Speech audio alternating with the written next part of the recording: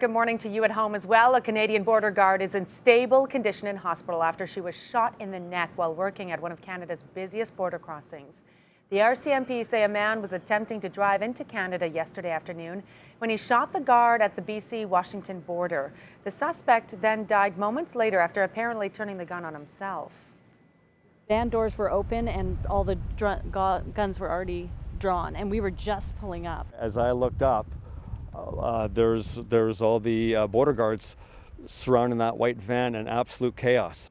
The RCMP is trying now to determine a motive for the shooting. Ottawa Police Sergeant Stephen Geordie won't be cross-examined about his testimony at a previous trial for the alleged victim. The Crown wanted to question Geordie about his testimony if he took the stand at his sexual assault trial, but the judge ruled that allowing the testimony would violate his charter rights. Geordie's trial will resume on January 2nd.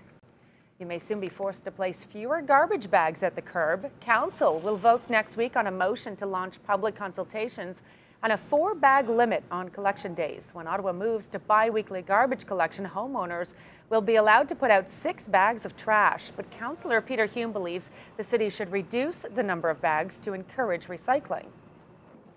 I think it's worth a shot if we have to try and figure out some way of cutting it down. I don't use that much garbage personally, and I think it'll be a good encouragement for other people to cut down on their waste. I think it's ridiculous for a city this size.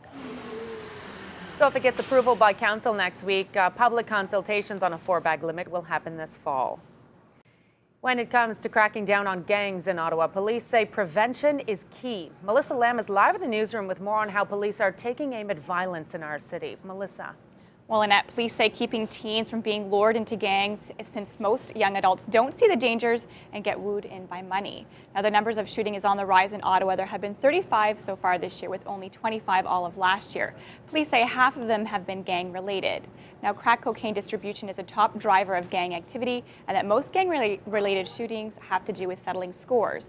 Ottawa City Councillor Mark Taylor says prevention is the key, and while he hasn't seen gang activity rise in his area, there is still improvements that have been made.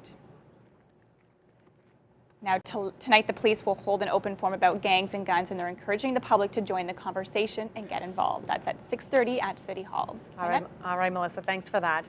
The opposition and union leaders are urging Premier Dalton McGuinty to recall the Ontario legislature. McGuinty announced his resignation Monday night and prorogued the legislature until a successor was chosen. NDP leader Andrea Horwath says the Liberals need the legislative break to avoid facing the music over their decision to cancel 2 power plants. The Canadian Union of Public Employees calls McGuinty's decision to prorogue the legislature undemocratic.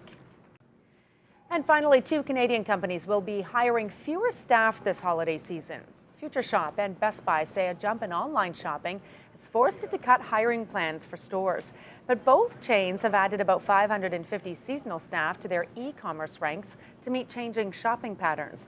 Future Shop says it has seen a 50% increase in online sales this year.